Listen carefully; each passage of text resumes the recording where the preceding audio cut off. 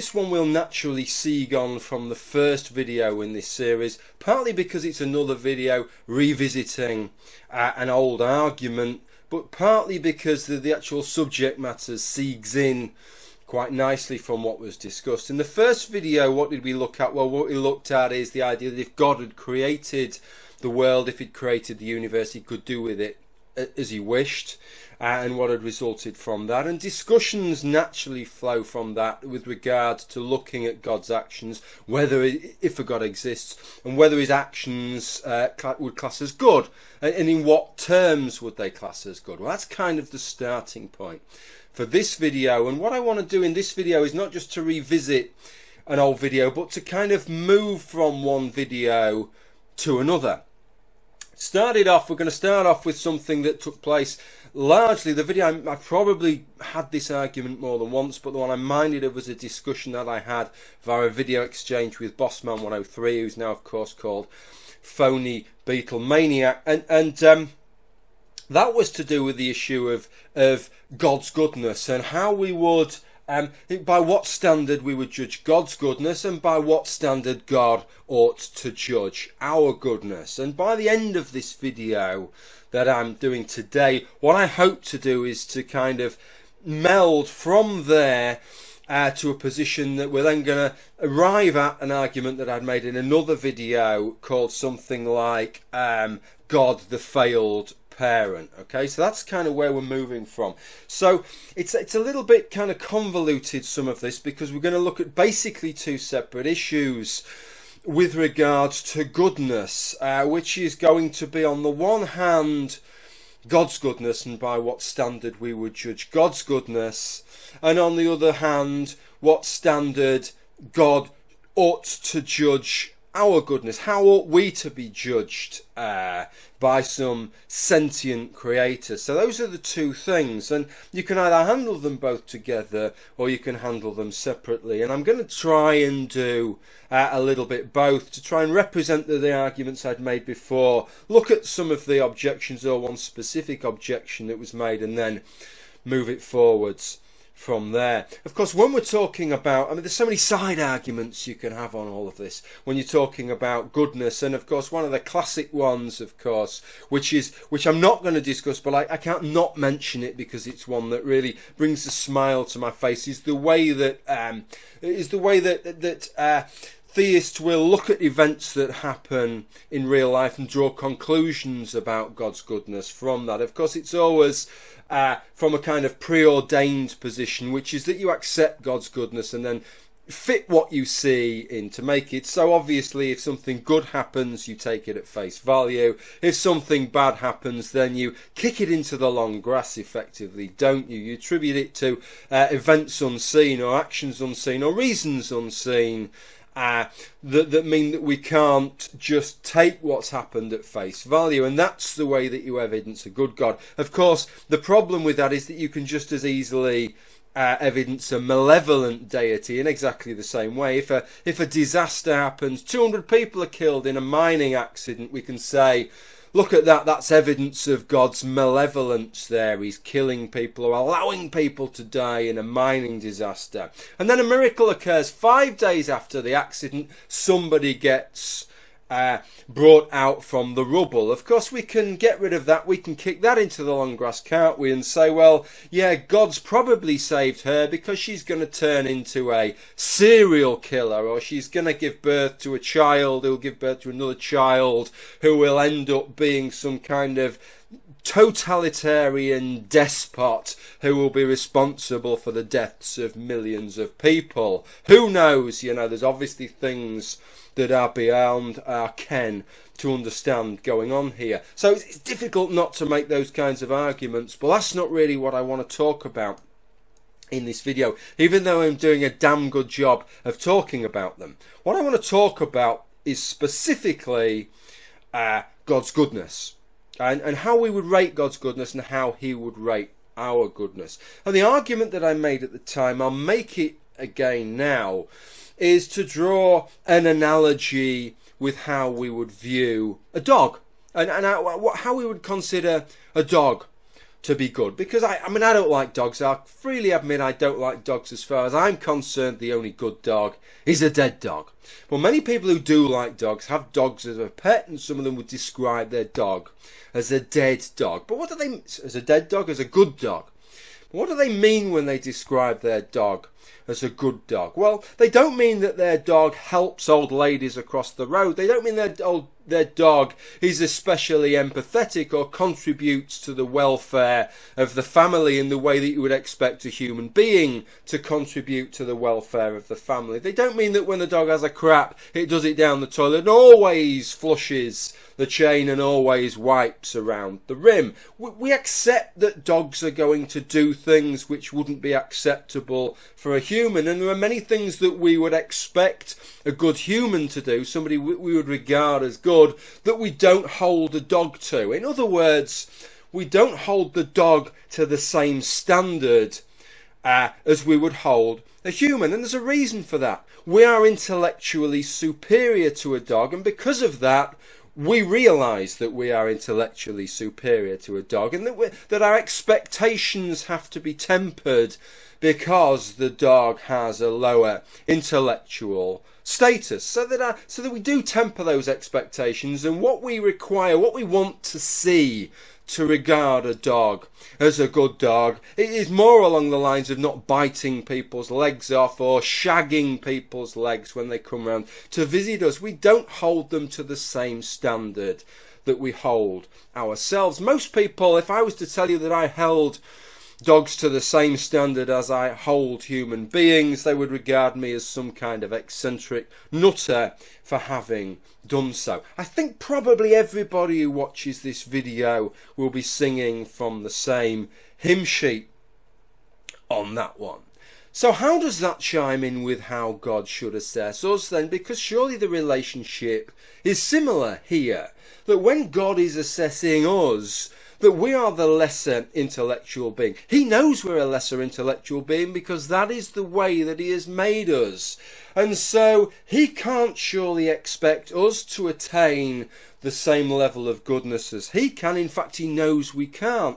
And he knows that we have these failings, and he knows we have these naiveties and shortcomings. So to hold us to the same standard as he would hold himself surely makes no sense. The standard that God should use to judge us should be a standard that is appropriate for humans, not a standard that is appropriate for God, in just the same way as the standard we would hold a dog is a standard that we would deem appropriate for dogs, not a standard that we would deem appropriate for humans. So that just in just the same way as just because I wouldn't lick my arsehole in public, even if I was able to, that doesn't mean that I would describe a dog as not being good just because a dog licks its arsehole in public. I accept that that's a kind of doggy thing to do, and so I take account, I make some allowance for that and cut the dog a little bit of doggy slack. And in just the same way, just because God doesn't sit in his celestial bedrooms playing with his celestial cock,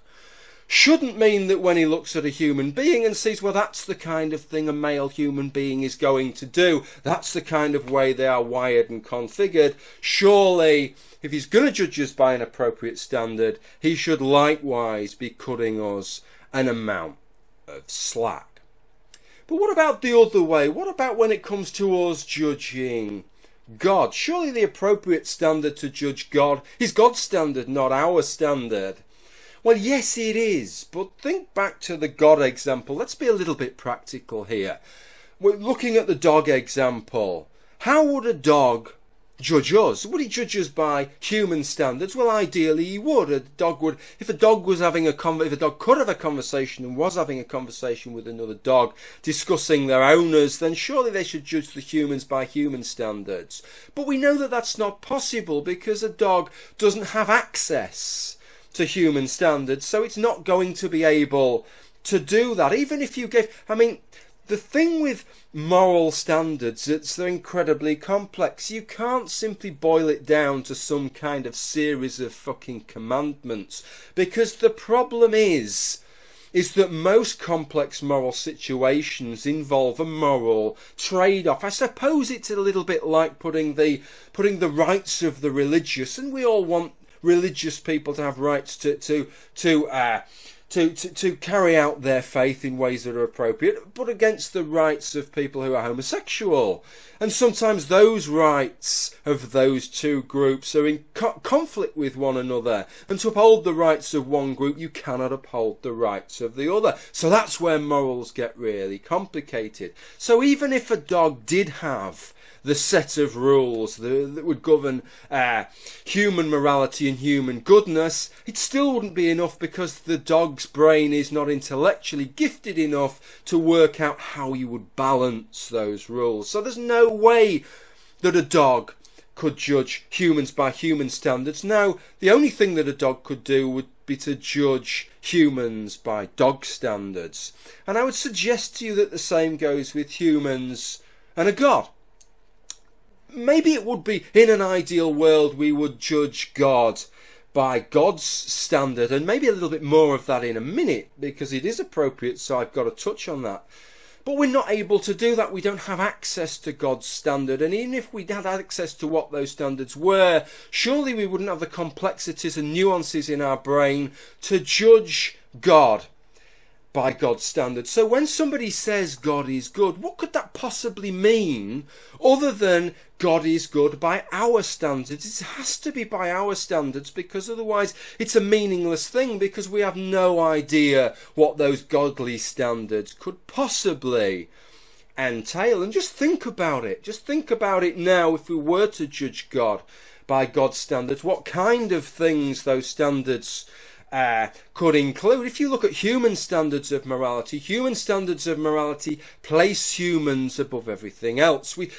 I'm a firm advocate of not wanting to torture chimpanzees, for example. But if it's a trade-off between a chimpanzee and a human, I would make the case that the good thing to do, the right thing to do as a human being, is to value the human being above the chimpanzee. There is a certain vested human standard there is a vested human interest in human standards, and I don't think that that's a bad thing. I think that's an acceptable and reasonable thing.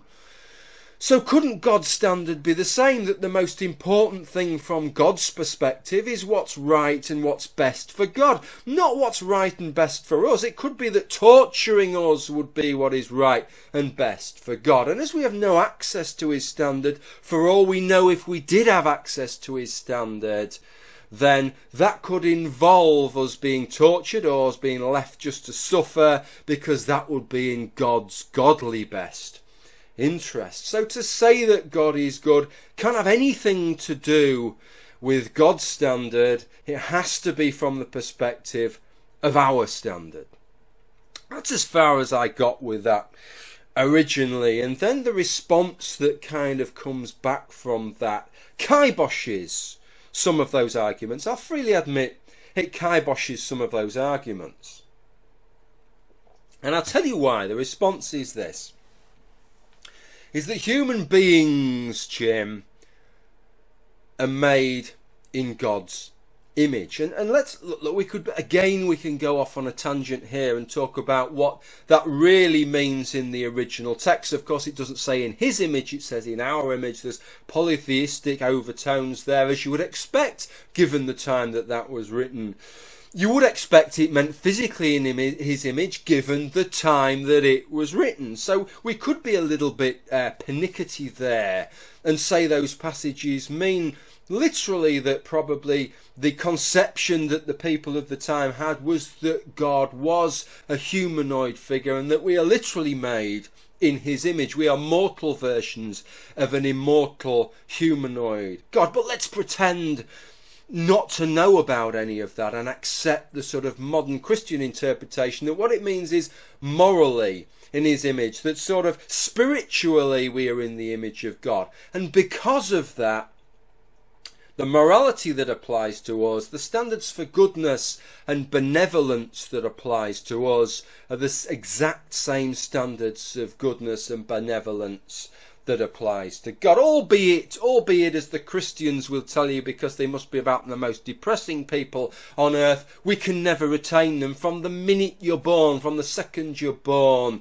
you are washed through and through in sin, and there is nothing that you can do about that. Pretty much anything that you do throughout your entire life will be like dirty rags to God. I always find that a little bit odd, really, because when you look at Jesus in the gospel accounts, he does the same kind of crap that the rest of us do. Admittedly, he never picks up an axe and takes up the part of a mad axeman, but he shouts and he loses his temper and he does the kind of things which we're not allowed to do. And so you kind of think, how come when he does it, it's always perfect and not sinful, and yet when we do the same things, basically any breath that I take, just breathing in and out, is going to offend God in some way, shape or form. It seems to be absolutely impossible to avoid it, and yet when Jesus does exactly the same things, that seems to be absolutely fine and perfect and moral and without sin. It's kind of slightly mind-boggling, all of that, but that's the Christian perspective.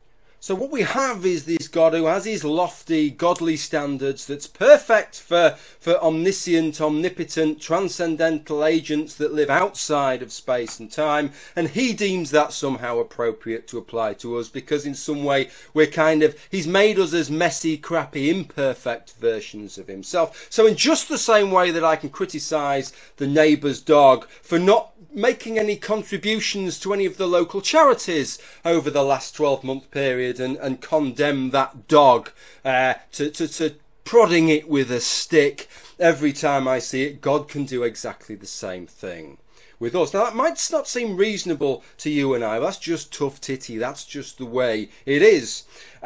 Apparently, and we need to take account of that, and if we do take account of that, I'm going to take account of that by saying that kiboshes some of the arguments that I've made thus far. And the reason it kiboshes is because now I can no longer say, oh well, we don't know what God's standard is, God could be doing all these terrible things because his standard that's appropriate to God is different to our standards. No, we know what God's standard is now. It's a kind of just a souped up version of the standard that we feel applies to ourselves.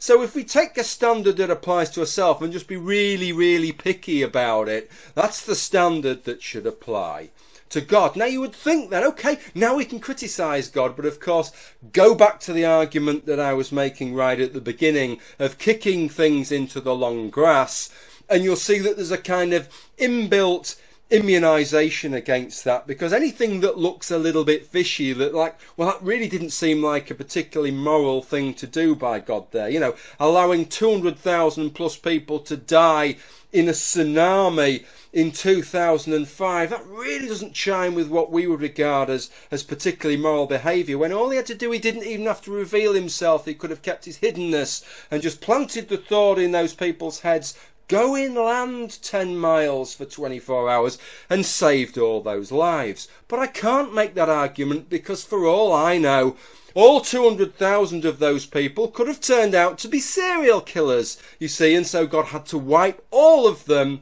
off the face of the earth. This is the kind of response that you could get, and I can't prove that that isn't true. But I think there's one thing that I can have a go at, and this is where we finally move on to the failed parent video, which is this. One way in which we judge ourselves as individuals, as good people, if we have children, is to be a good parent. And being a good parent involves several things, but one thing that it involves is sometimes altering the things that you do because you know that young eyes are on you. There are some things which are inappropriate to do around children. I won't dwell on some of those things, but let me give you an example, because I know if I don't give an example on the grounds that I think it's all too obvious, I always end up wishing I'd given an example. What about crossing the road? If I was going to cross a road and I had a young child with me, you know, I'm pretty fucking good at crossing roads. I've never been run over. And I'm pretty shit hot at it, to be quite honest. And if it's a fairly quiet road, not a lot of background noise, just Just from hearing, I can hear if there's any traffic coming. Just from the peripheral vision, I don't really need to look right and left and make a big deal out of it. I can just gauge that there's nothing coming and go across the road. I've managed to do that for several decades now. I've never got run over. It's an acceptable behaviour for me to do as an adult. But if young eyes are on me, I wouldn't do that. Why? Because a child might think that that's a reasonable way to cross a road. They might not realise that what you need to do is be aware of traffic coming. So I might make a bit of a play on looking, they drive on the left here, so looking right, looking left, looking right, checking nothing's coming, and as I'm moving across the road, I'll keep looking that nothing's coming. I don't really need to do that for me, but I need to set a good example for the child, because that's part of being a good parent.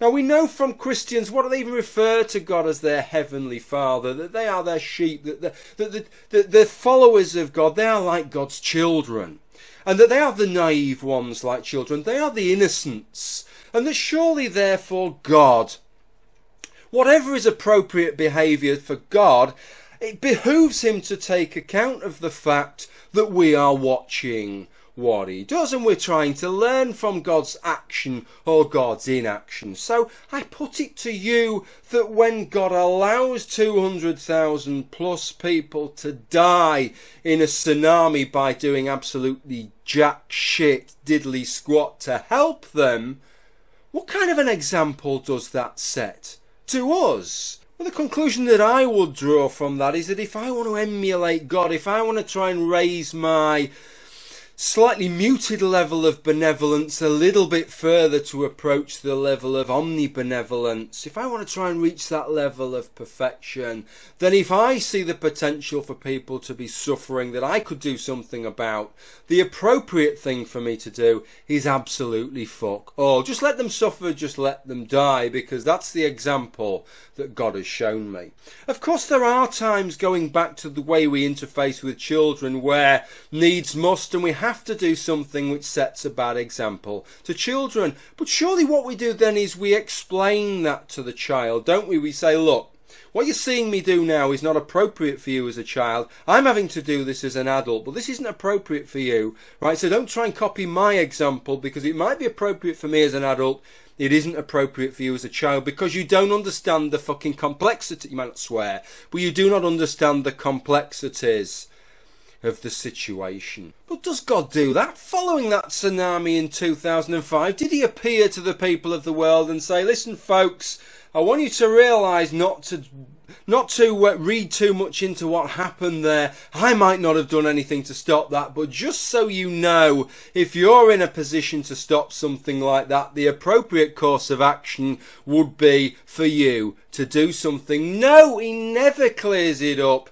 And by not clearing it up, I think that's a total derogation of his responsibilities as a parent. So from our standards of how we would judge a parent, God is clearly not good. So if the argument that you want to make is that because we're made in his image, his standards and our standards are largely the same, I contend that by his own standards, God is clearly not good. Well, that's about as far as I've got with all of that. Maybe in a couple of years' time there'll be another little bit that I can tack on to the end of that. Thank you for watching this all the way through this video, and I'll see you again in part 3. Thank you and bye for now.